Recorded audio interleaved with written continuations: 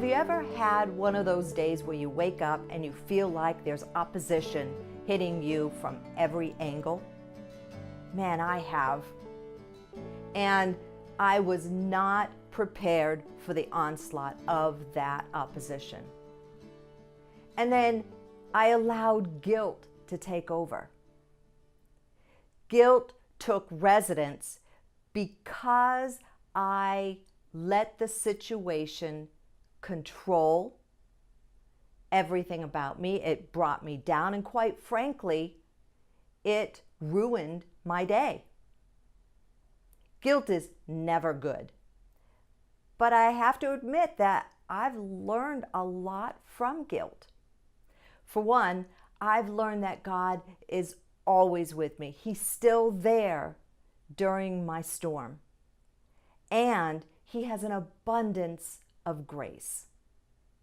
You see, God's grace is greater than the opposition I face.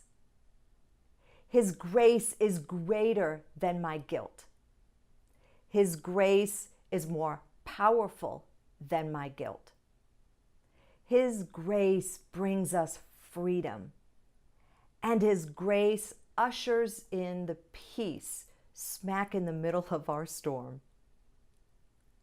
God has given me the courage to rise above my guilt and accept His grace.